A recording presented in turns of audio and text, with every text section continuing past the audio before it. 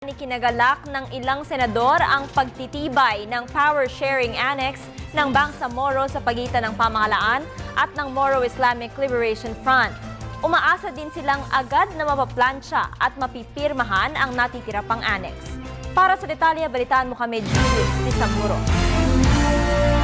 Sa naganap na kasunduan at pirmahan sa pagitan ng pamahalaan ng Pilipinas at Moro Islamic Liberation Front o MILF, ukol sa Power Sharing Annex ng Bangsamoro Framework Agreement, malugod at tinanggap ng mga mambabatas sa mataas na kapulungan ang magandang resulta ng usaping pangkapayapaan. Isa lamang ang Power Sharing Comprehensive Agreement sa 4 na annexes ng Bangsamoro. 2 sa mga naunang annexes ay napirmahan simula noong Oktubre ng nakaraang taon, kabilang ang hatian sa kapangyarihan, at nito lang 13 ng Hulyo maaalalang nilagdaan ang Wealth Sharing Annex o hatian sa yaman ng dalawang panig.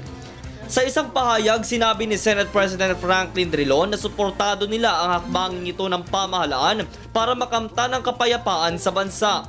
Kapayapaan umano ang isa sa mga magandang regalong maiaalay natin ngayong panahon ng Kapaskuhan para sa ating mga kapatid sa Mindanao, kaya't pinuri niya ang magkabilang panig dahil dito. Ipinapakita lamang aniya nito na marami mang pinagdaan ng pagsubok o balakid bago ito agad mapirmahan. Lumabas pa din ang tunay na layo ng bawat Pilipino. Iyan ang makamtan ng kapayapaan at pagkakaisa. Dagdag pa ng senador na dahil umano sa tagumpay na ito, maiiwasan na ang di pagkakaunawaan na nagdudulot ng negatibong epekto sa ating lipunan. Naglabas din ng pagkakagalak si Senator Chofisto Gingona III sa positibong ulat na ito. Mas lalo pa niyang lilitaw ang diwa ng pagkakaisa sa bawat isa dahil dito.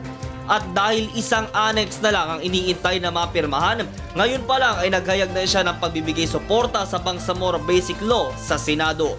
Dahil sa pagpapatibay ng nasabing deal, positibo naman umaasa ang pamahalaan na agad mapaplansya at malalagdaan sa lalong madaling panahon ang natitira pang annex. Ito ang Normalization Annex.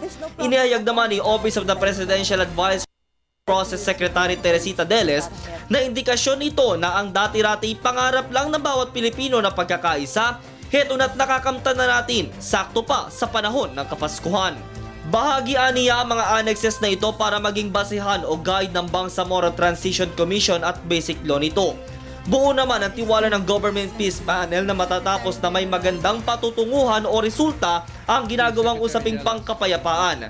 Kumpiyansa naman ang MILF na magkakaroon ng pinalakasunduan sa isyong ito at siya din namang nilang patuloy na pagtitiwala sa pamumuno ni Pangulong Aquino.